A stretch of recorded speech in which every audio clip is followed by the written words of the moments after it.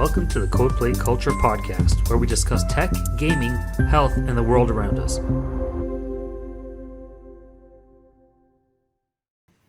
Hey everyone, welcome back to the Codeplay Culture podcast. Today we are joined by our guest Carl and co-host Rui. Rui, what's up? Not much, man, not much. Just hanging out, enjoying this beautiful weather. You got your Space Invaders video game shirt? Yeah, man, of course. It's Friday. What is that? Orange juice, Carl? It's a kombucha. Is that like really healthy?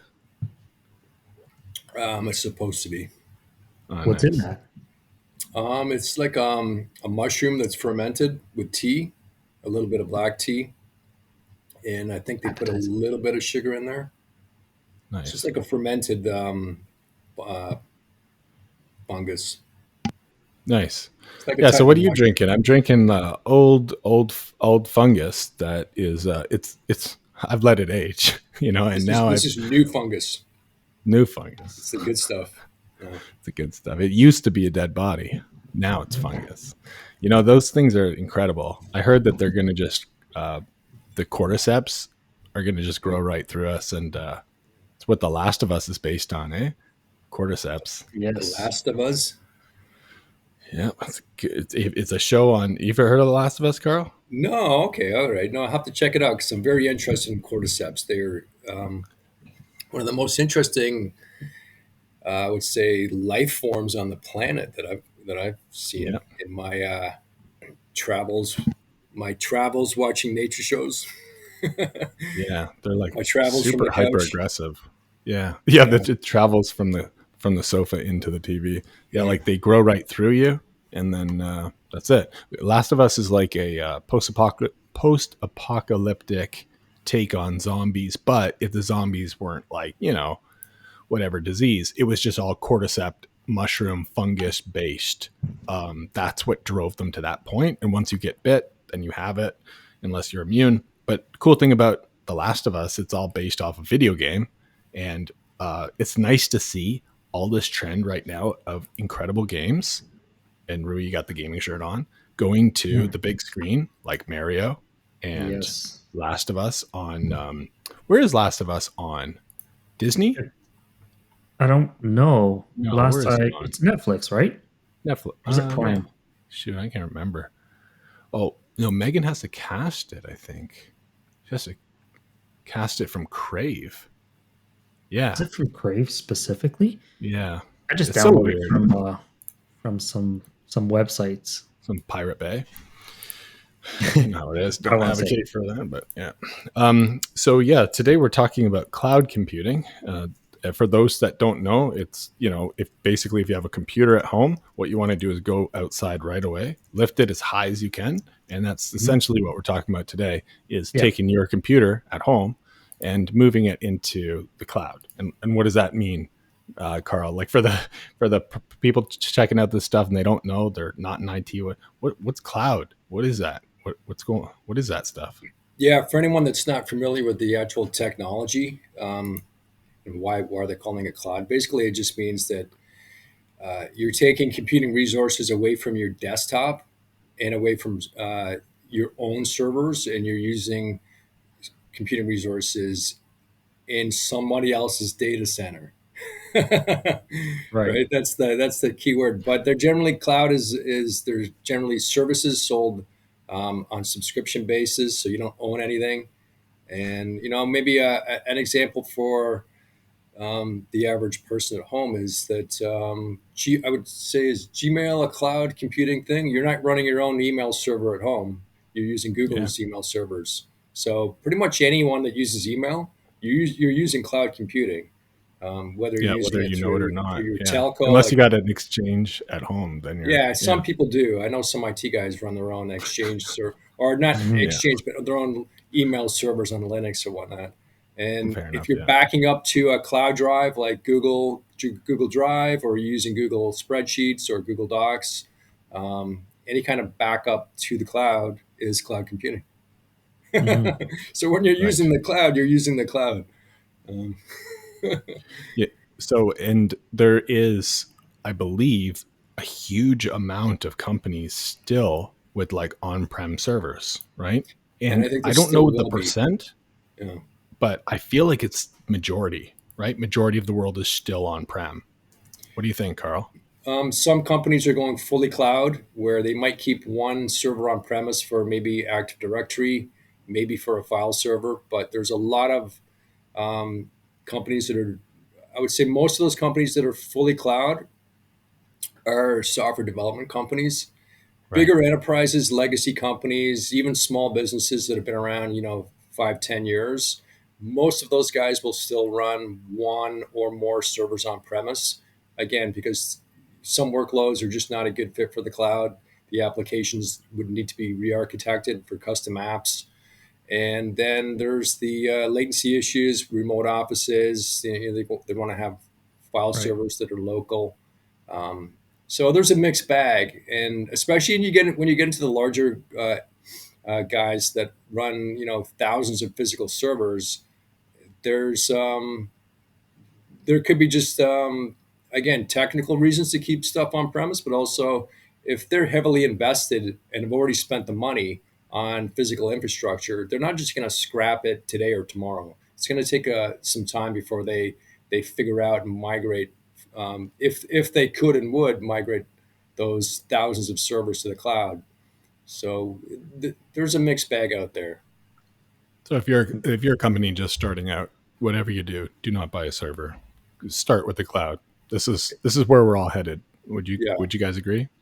yeah. Um, I'm gonna have to play devil's advocate and not agree with that statement. I'm gonna have to say that having your computer information, your data, taking it from your house, basically here's the breakdown of it, right? I have my personal important business information at home on my computer. Now I bring it to my neighbor's house and he charges me a fee for keeping it there. That's cloud computing. Is my data safe at my neighbor's house? For all I know, he's a data harvester or he sells data, right? I don't know what he's doing with my data. I don't feel safe, and I Is your, don't is your feel good neighbor paying for that. is your neighbor named Mark or Bill? How'd you know? It's Mark Bill. Is it Mark He's a Mark duck. Gates or Bill Zuckerberg? Yeah, it's one of those guys. One of those guys, eh? Yeah. But yeah, so that's kind of like my devil's advocate, opinion on that cloud Encrypt your computing. It's data. not really cloud computing. If you encrypt Just your at your data, neighbors. if you encrypt your data in the cloud, then unless someone can break the encryption, you should be safe, more than safe. If Right, you but don't, it is yeah, go possible, ahead. right, to break the encryption. Well, is it? I mean, I would. There's 256-bit this. encryption. Yeah, it's possible to break it, but the odds of breaking 256-bit encryption is like, I think it's like you would have to have computers hacking for something like 13 Hmm. billion years to be able Yeah. to have a I mean, guaranteed hack. But here's the thing: you could guess it the first time by accident in like a right. second, or Mm, if it takes the last guess out of whatever that big giant number is that you need yeah. to do. Hmm. That last guess would be 13 billion years or whatever. It's a huge number. Yeah. Right. But how do you know it's going to take the last guess, the middle guess, or the first guess? You don't know, right? So you're Right. Right. correct. You're correct. You can crack encryption and get lucky. The You the can. And 13 million or whatever years, like I heard that they got that really far down, super far down with quantum computing. absolutely. I was going to bring Like that up. Yeah. yeah, because now like I've never like seen the service in Azure, but they have like, the cloud quantum computing that you can do, and you buy like X qubits of work, and then you could, sick this amount of qubits on whatever, you know, unhashing thing you have to do. And I don't know that there's probably a calculator online, like if with using, let's say, a bunch of GPUs and SLI to like break like X amount of teraflops on some RTX 4090 like graphics cards on computers, like would be like the 13 million years or whatever for the 256 SHA or whatever. But then there's probably some calculator that'll say, hey, if you run that through, some kind of quantum whatever, what is how. But there's this whole like security thing where like everyone's like, oh shoot, like they're gonna just sick quantum on like no one is safe with quantum or something, Right. like but really to your point about like is it safe there? No. I mean, No. the thing is, you know that no one's deleting data. Like you delete a Facebook post, it's not gone. And I'm not talking about your grandma taking a photo of the post and then sending it to your Hmm. mom. I'm talking about like, like they sell your data because nothing is ever deleted, right? But then Right. with the cloud, it's like, hey, if you have like, let's say there's scenarios, right? Well, if you want high reliability, do you want to be like hitting the web server on Rui's like computer, or do you want like the reliability of Microsoft? Because at the end of the day, who's more likely to get hacked, like Rui's computer at home or like Microsoft? And probably just Right. be like, oh no, I'd rather be on Microsoft because if they get Well, hacked, right. you know what I mean? But Right. when you're talking about data security and like, is it safe? No. I mean, Mm-hmm. also, I would also argue on your computer, it's not even safe. I Mm-hmm. was listening to a podcast. This product, Fiddler? It's made by Telerik. It's like a network sniffing, kind of like a Wireshark tool. Right. They were talking about how it's like, why do you need Wireshark? Like you just open up dev tools and see all the network stuff. Mm-hmm. Well, Fiddler will look at the network traffic on your computer, not necessarily in your browser. So let's say you're debugging an iOS app, like it'll Mm-hmm. show the network traffic for that. But when you first open up Fiddler, and you can download it, fiddler.telerik.com, whatever. I'm not sponsored by them. I love their products. Is when you open it for the first time, it shows all of these things from Microsoft phoning home about everything, right? And Mm-hmm. the same thing on Macs when you open it too. So I'd say there's a slight chance that, unless if you're running Linux, you also might want to open up like Fiddler to see what's going on. Like, Right. but yeah, I would say like if it's on a computer, it's probably not safe. Mm-hmm. If it's on paper, if you've taken a photo of the paper, it's not safe because now it's on a computer. Exactly.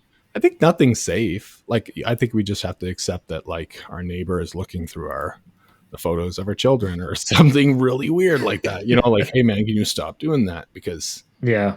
I don't know. There's benefits to the cloud, but there's also the Those acceptance drawbacks for of, sure. yeah, big drawbacks. Your data Yeah. is no longer safe. It's no longer yours. It's no longer, And you don't I know where don't, it's sitting either, right? yeah, yeah. At least Regionality.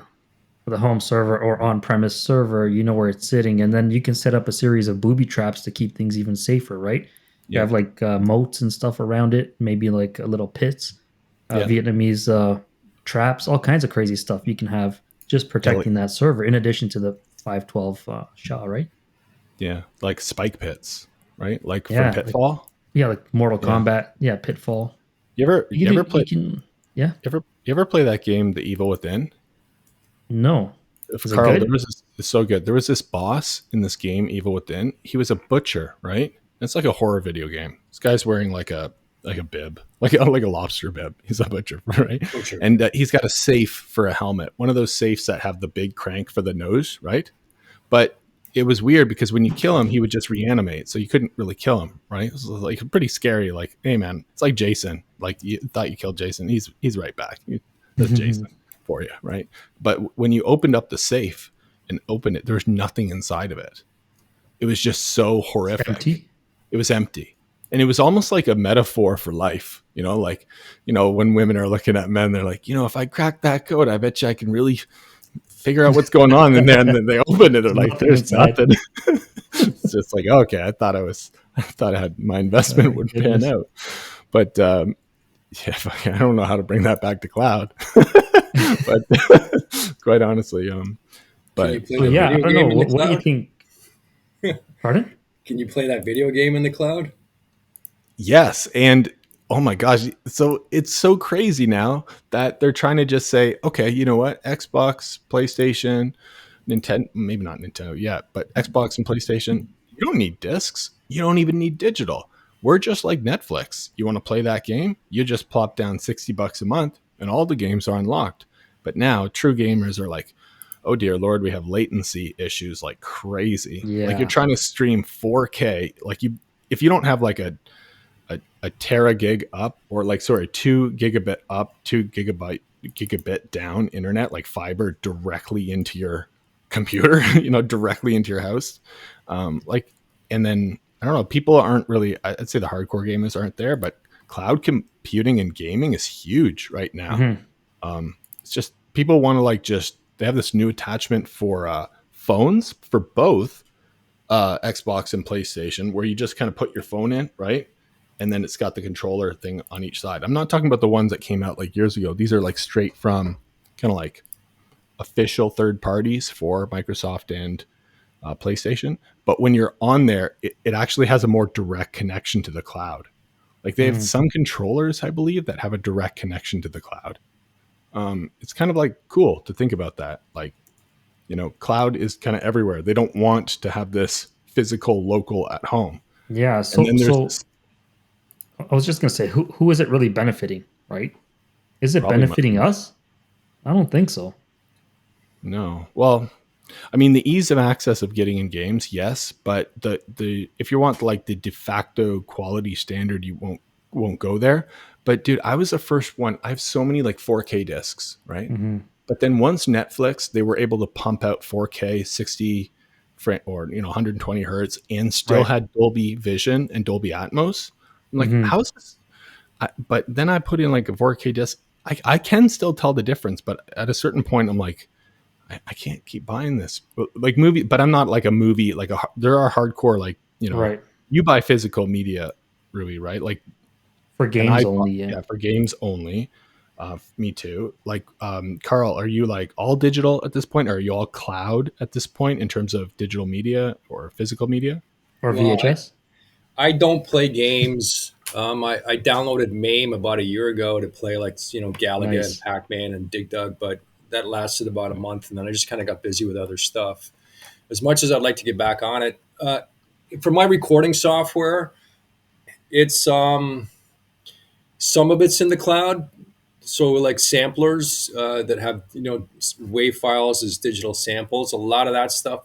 What happens is you download it and it's all running natively on your laptop or desktop. Hmm. But there's you can pick and choose which components, like which amplifier simulators, like which guitar amp simulators, which plugins you want to use, and that will download it to your local machine.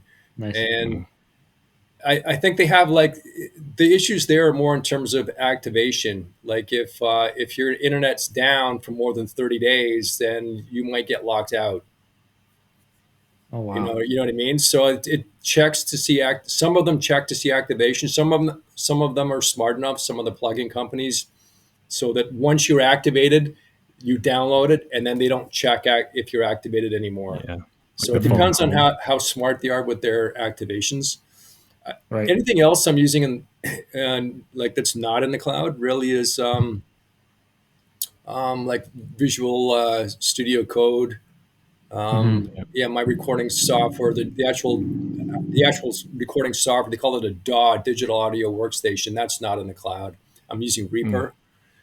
mm, Um, yeah, but email and I'll mess around with Google Docs. I still use Excel locally and Word locally. I'm trying to get away Same. Yeah. from from using Google Docs, and for that yeah, same reason.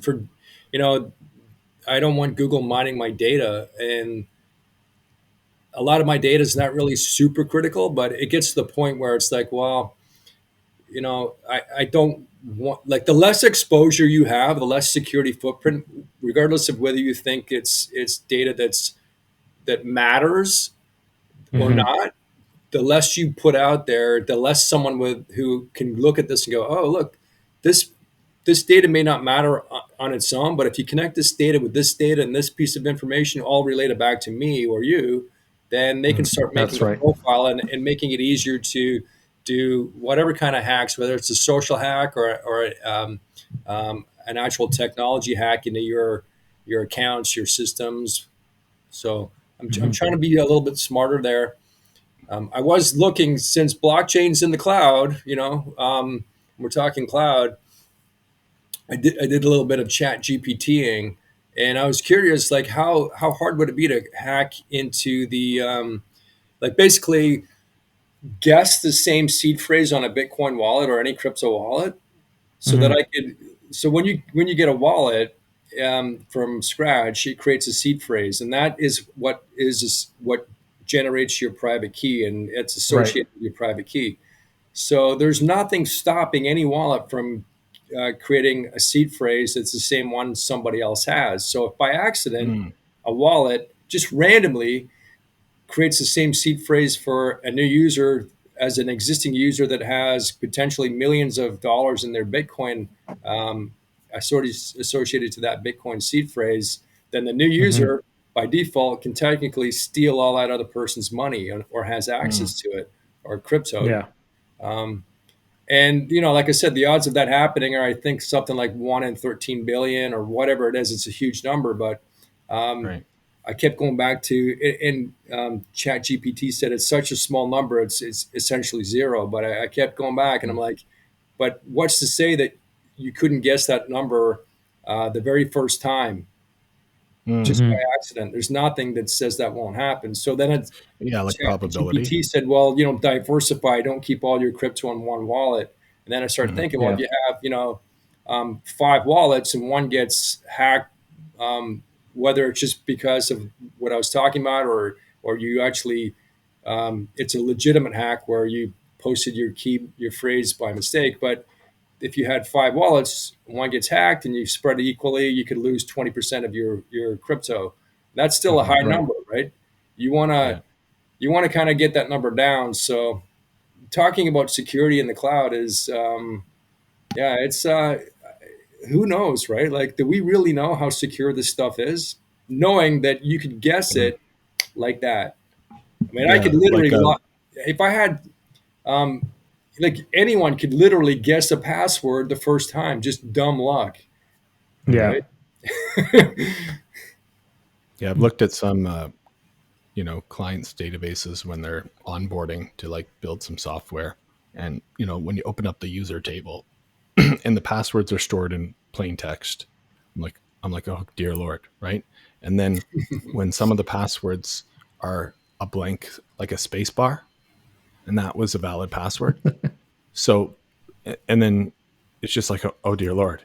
But think about like that variability to what you're talking about, Carl, right? Like you're super at the tail end of the spectrum of making things secure. There's, like we were talking about before, like I think it was ASP, not ASPX, but like not ASP.NET, but like classic active server pages or Yeah, whatever, or before that, there was like literally like select statements in HTML, right? Like you could open up DevTools and see a select statement from a database, right in there. I'm not sure Hmm. what it was, but like that used to be like pretty okay, and then like then stuff hit the fan, right? And then everyone's like separating stuff and like, but yeah, like you got to imagine like we're pretty technologically advanced. We do have a bias for doing things correctly and being safe, and Yeah. but granted, probably in the crypto world, you probably you know you're not at the tail end and you're not in the tail start. You're somewhere in the middle because you kind of have to be technologically advanced in general to be dealing with that stuff at any meaningful, high capacity, optimal level, right? Mhm. Like you are, Carl. Like so, it yeah, yeah. it's I'm it's very crazy. careful with my passwords too. I follow all the best practices of long passwords with mixed uppercase, lowercase, and funky characters. Then I change them on a regular basis. And I don't use password managers because when I looked into them, I thought, well, all someone has to do is hack into one password and they have everything. Yeah, If I manage all yeah, my own passwords, as much of it is a pain in the ass separately, then mhm. if they just Yeah. hack into one account, then That is I true. use different passwords, then Mhm. you know. And there was a hack in one of these password LastPass. managers. Yeah, was it LastPass? Was Maybe it Mm. LastPass? Can't Yeah, believe, man. That's I yeah, should. crazy. I don't and know, they've but had it like was. three different CEOs over the Yeah, past year or two. I don't know if they were able to access people's actually log in, but there was like personal information. I think emails or something was Right. revealed. And that's the clouding in a cloud computing in a nutshell, right? That stuff, Yeah, passwords should be kept in cold storage, Yeah. on a Word document. You guys ever seen that like cloud backup like commercial from GitHub?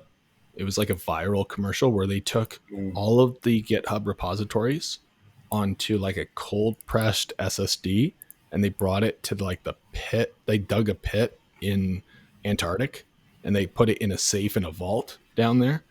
It was like this viral thing. We've backed up GitHub. We're keeping it on ice in Antarctica forever. It was actually like, it was digitally burnt into like a piece of glass or something. Oh, wasn't that a couple years ago? Yeah, that was like, I don't like, that it sounds just too outrageous to be true, but it might have Yeah. been true. But that's just some messed up stuff. But like, yeah, like if you put all of your eggs in one basket, like passwords, and then you say, okay, the cloud can manage that, then yeah, like if someone can guess that for BlendJet, the portable blender that allows you to make delicious and healthy smoothies on the go. With its powerful motor and compact design, you can blend your favorite fruits and veggies anytime, anywhere. Say goodbye to unhealthy fast food and hello to a healthier lifestyle with BlendJet. For 12% off a BlendJet 2, use coupon code CODEPLAY12. is like if you have all of your eggs in one basket for, LastPass or one pass, and then if you have like a super simple password like 1234, like, and if you have auto login, you can imagine if you leave your computer unlocked too, if people come by, sit at your computer, hit your banking, make some transfers, because it all auto logs in, right? Yeah. Those browser extensions are the gift and the curse. But if you have a very, serious good password at that front gate, then yeah, there's a lot of, I bet you like the cyber criminals probably pretty heavily have like a lot of their, or a portion of their resources targeted at those password manager companies. Mm-hmm. Those would be like the unicorns or the pot of gold, Mother right? load. Yeah. The mother load if they can get those. So cloud in general, like, I mean, some of it's good, some of it's bad. I mean, you got to know what you're doing, kind of like Bitcoin. Like, I'll just take a second to tell you how much I love Azure static web apps. I'm like I love these things. Like, they're free. Like, if you have any website you want to host, you can host it forever for free. You don't need to pay anything. You just have your HTML, you plop it there like a CDN, and they give you free SSL that automatically renews for life. And you can do custom domains for free. And if you ever get like super busy where like, oh man, this thing's really taken off, or you can one click check off, you can say, put it on the edge. And what that'll do is like on Microsoft's like globally distributed, data centers, wherever you're closest to, it'll hit that, right? So if you're in Germany, it'll give you the latency to the closest Germany or the German, Microsoft colo, right? For Azure. And So will those that are allow awesome. you to run React apps too? Because that's Yeah, just yeah. JavaScript and HTML. All SPA frameworks, right? So Nice. we host like all the Blazor stuff there for the front end. There's zero cost for the front end for Blazor, React, Angular, Vue, PHP. I think like they have a whole list of like, because PHP you don't need a server, right? Rui, Yeah, you do. Of course. you do? Yeah. Because it's server side, right? The PHP part. Yep. Right. Okay. So maybe not PHP, but what was I thinking of? Is Perl? Or I can't remember. But anyhow, any client side stuff that you want to plop, you can. It's just incredible. And the fact that you can just set up your tenant and post anything there.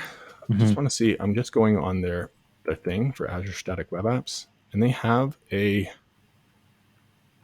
so on the page for static web apps, they have React, Vue, Angular, and .NET. When they say .NET, they pretty much mean Blazor. But now through the power of WebAssembly, you can now run .NET code directly natively in the browser without Blazor, which means that you could potentially have, I don't know, a game written in .NET or something that has no HTML, that's just rendered with WebAssembly. That's static. So Nice. Rust, like all these server-side languages, you can compile them down to WebAssembly and they'll run on static web apps, meaning that PHP probably don't want to do that because now all your server-side, like, secrets. Everyone Right. thinks like server is like a safe, right? You can't if you can't get to the server, we're good, right? There was a good tech demo by the father of Knockout JS and Blazor. I'm forgetting his name, and I'm gonna like hate myself later. But he made Blazor, Knockout JS, and all that stuff. He made ASP.NET or like MVC, like which is typically JavaScript going to a server. He Mhm. made that all within the client. He took the whole server, the whole actual .NET Core server, and Mhm. ran it client side. So when you would do like a post or like a, the URL is like gaming/ID2, and it would route, it would actually Mhm. route back to itself internally. So you see all the server side code right there in the client. And he starts the demonstration by saying, this is what's possible, but never do this. Right. But he just wanted to show that you could run any server side technology right there in the client. Yeah. So, remember we were looking at WebAssembly in the cloud for gaming, and people Yeah. write Unity, and then they Right. use it's a special tool you run the stuff to convert it to WebAssembly. Mhm. And that means that you could run a game, you could build a game in Unity, Yeah. and then you could host it for free on Azure Static Web Apps. When you log in, you're playing a game because it uses client-side GPU, right? It Right. uses the Right. GPU of your computer. So now you can host games for free, like anywhere, and have them globally distributed. Mhm. It's That's just, pretty nice. Yeah. it's incredible. On the server side, there's not that much. Like, obviously you want to do Docker containers and some stuff, or Azure Static Web Apps or AWS Lambdas, and, try to move away from VMs, right, Carl? Because in Mhm. cloud computing, what's the first thing that the companies do that have a big data center? They're like, we'll take our VMs and we'll put them in the cloud. It's like, that's not exactly cloud computing, right? Like, that's maybe a baby step, but what you want to get to is stuff like serverless, right? Where you're actually not remoting into a server in the cloud and doing Windows updates. Maybe Mhm. you want the cloud to manage that for you. And that's really the difference. I say that is cloud for me. The fact that I can no longer remote into it, update it, all that stuff. It's now a service, meaning like I can do some settings. Maybe I can get to a terminal, but the real benefit of cloud is not managing that infrastructure, both from like an update, license, a like rebooting, all that stuff. It's just Security like, and stuff. yeah, like, oh, did you get hacked, or did Microsoft get hacked, or did you forget to do that Windows update and it's your Mhm. fault, right? So PaaS was a platform as a service is really the way to go. But yeah, cloud computing, I would say that like if companies are not on it, if they want to move to it, it's the benefit is tremendous. Yeah. Yeah. I'm gonna have I, to agree to an extent, but yeah. just thinking in terms of, you're right, like serverless computing, and when you have custom apps running in the cloud, that is, you're really taking advantage of the pretty much everything the cloud can offer. But a lot of corporate companies that don't write their own software, they're just using off the shelf Microsoft servers and SQL, whatever, right? Like those kind of guys, there's they're still running VMs in the cloud. That's all they have, Yeah. and unless it's also um, using, like, if you look at like switches like Meraki, where there's the management console is now in the cloud. Mm. CRMs are in the cloud. Like a lot of people are using Salesforce or Dynamics, and I think a Mhm. lot of companies and even IT departments don't necessarily look at. I'm sure they do now, but maybe in a lot of smaller companies, or maybe 5-10 years ago, they weren't really looking at stuff like Salesforce as being a cloud app, because the IT guys are still focused on their own infrastructure, their on-premise servers. But cloud is, for a lot of companies, they're either using something like Salesforce or Dynamics in the cloud, or they're using management servers, a lot of antivirus, endpoint protection, the management servers running in the cloud. So that's taking away the need to have a server. Yet, for your other servers that are like physical servers or virtual machines on premise, you're still running VMs in Azure or AWS. So cloud is like, it's such a small word for what can be so many different Right. variations. And uh, you know I keep Oh, thinking of blockchain because it's kind of still fresh in my head. It's the same thing with crypto and blockchain. It's the same thing I with was just going to the say, word virtualization. That those words got, just twisted and turned until everything became virtualized. yep. mhm. Even though they weren't virtualized. They were saying people were using the word virtualization or like AI, like everything's AI. Like Yep. anything you write, technically any algorithm you write in code is artificial intelligence. Like if you write Yeah. a something that takes two people's ages and adds them together and averages them, technically you could say that's artificial intelligence. Yeah. And like in gaming and stuff, like they were writing AI with two characters, NPCs interacting with each other for years, right? But there wasn't this like allure of AI, Yeah. right? Now that ChatGPT is like, A hype. proven all that stuff. But can I tell you something? Like I've definitely been, and a lot of the YouTubers that are in the coding space are except Fireship, but like a lot of the other ones are like, no, it's just going to be a tool that'll complement. It's not like the tech industry like took a little dump for the resources because of AI and other reasons, but it'll come back. It'll come back soaring like crazy, for sure. A buddy and I were coding last night, and we were stuck in a problem for like 2 hours, right? And when we finally got it, we both looked at each other like, dude, there is no way AI would have been able to do any of this, what we just did, what we just went through. And we both realized, like, not realized, but it solidified, like, to us. They're like, this, it's just going to be a tool to quickly look up things and all that stuff, maybe automate a lot of what we're doing. Mhm. Mhm. Like, but man, like, it does not break that human level of problem solving. Right. Let's get together and let's build, right? If you're looking for a unique, high quality puzzle experience, then Wongo Puzzles is for you. Their puzzles are handcrafted and made of premium quality wood, ensuring a long lasting and enjoyable puzzle solving experience. Why settle for mass produced plastic puzzles when you can have a one of a kind handmade Wongo puzzle? For 10% off Wongo Puzzles, use the coupon code CODEPLAY. Um, Well, but maybe man, not like, today. I was using yeah, ChatGPT quite a bit over the past 2 weeks, and especially with code, it throws out a lot of variables that are not defined, like all kinds of problems that it can't detect until you actually go back and say, "Hey, can you double check this code?" Or usually I Mhm. detect it, so I pinpoint. I'm like, I don't see this variable or whatever defined, yeah. and then I'll go, "Oh yeah, I apologize."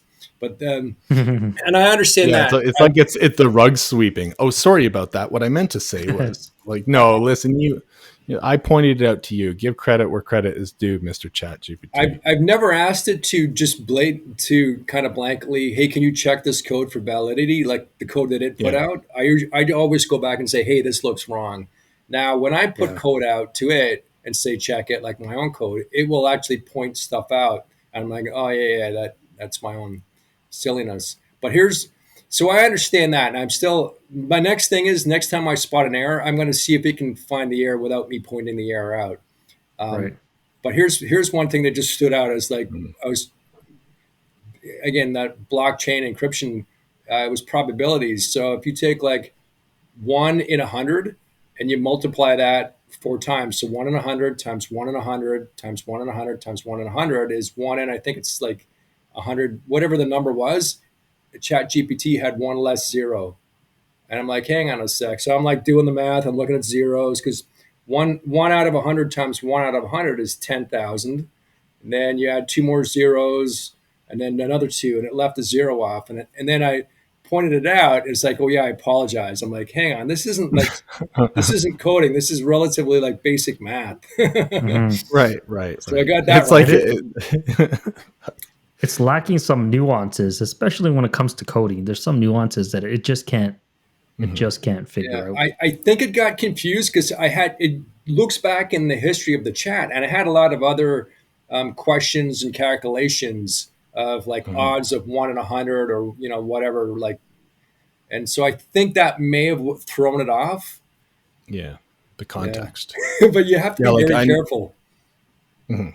That's Yeah. why it's important with ChatGPT, uh, especially to like keep the conversations very limited to their purpose on the left hand side. Like obviously delete Yeah. conversations that are like a onesie twosie. I'll never ask this ever again, like whatever. But it with Chat GPT 4, I believe, or the fifth one coming, they're adding more like like characters it can remember from a previous, like, because what they're showing is like if you hit a new 4 session and you just type and type and type, at a certain point, like whether it's 10,000 words, whatever, it'll forget what it's gone, right?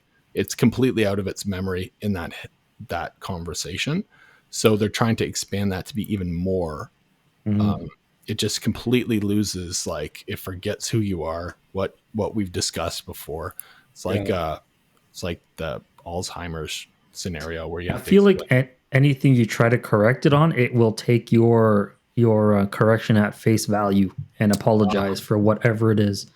Yeah. So there could be some, chat, um, DT, chat degradation team whose just sole purpose is to degrade that whole system, just feed it terrible information. Say Mm. sky is actually purple. Oh, No, the yeah. sky is purple. So just, I Yeah. mean, that's possible, but I think it will take your correction at face value Mm. and not try Yes, to correct you.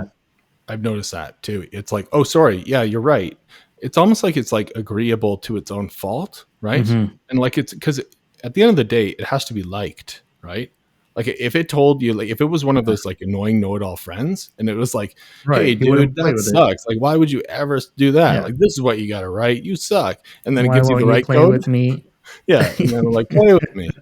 It's like play with me or I'll break your arm, like from a Miyazaki movie, The Big Yeah. Baby. Mhm. Um, yeah, I don't know. It's like I feel like it's just going to be an awesome tool Yeah. for devs. But anyhow, we're right at time now. I would say closing it out, Carl. If you're a company that's on the fence about moving to the cloud, and I'll ask you too, Rui, like what would you do to help persuade or dissuade that company for moving to the cloud in like elevator pitch level, couple sentences? Well, I'll let Carl have the last word, so I'll just say Sure. something quick because I'm not a big cloud computing guy, but anytime you're on the fence, you pick a side because if you fall off the fence, it's a long fall. That's my opinion on that. That's all I have to All say right. about the So cloud part, the metaphor, right? So metaphorically keep them speaking. undecided, right? Keep them Yes. guessing. All right. Okay. Yeah, I think Carl, what it's about you? I think you need to look at the budgeting and the amount of time and effort it takes to migrate over, and also the time and effort and costs that you'll save once you are migrated over. And then you can Mm, decide what workloads and what resources to put in the cloud and which that you want to keep on premise, and also decide when you want to put them in the cloud, and have that strategy in place. It it's it really depends on how much on the size of the organization, and so there's really no one size fits all. It's it can be a very simple thing to do, or it can be like a long drawn out and quite intensive in terms of time and money.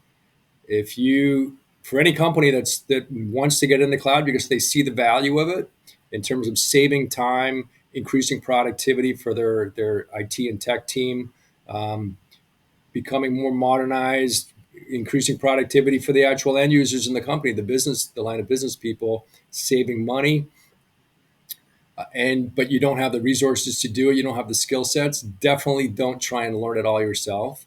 Bring on experts that have been trained and that do it pretty much every day and have certifications.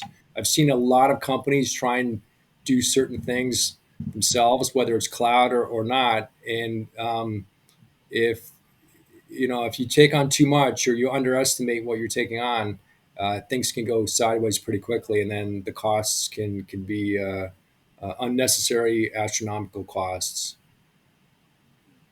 yeah. Okay. Yeah. That's great advice. So very pragmatic, plan it out. Get the help that you need. Don't try to take it all on. And don't bite off more than you can chew. Start small, right, like you're saying, but at the same point, don't jump in without being pragmatic enough to do some of that work at first, because even starting small, you could end up in a financial pit because of poor planning. So it's like Yeah. a bunch of good planning and then start small, right? Do it in phases. Great Yes. advice. Start with Yeah. one virtual machine, back up one server. Start really small, get your feet wet, and put a plan together. And once you make a few small maneuvers into whether it's Azure or AWS or whatever cloud you're going into, then you get that familiarity, you get the workflow in place, you work out the bugs, and then instead of just doing one VM or two VMs, you can go out and throw like 10, 20, Yeah. 50 or 100 VMs out and scale it out. Yeah. So like kind of have your mistakes in a smaller silo Yeah. and then correct them. And then when you move to a bigger implementation, you've already kind of learned, right? And And I then, said VM if you have a custom app like you're big on development using Lambda functions. Start with one small microservice in your application, or start with a test application. Just test right. it out, get it going. Don't don't get your head wrapped into something.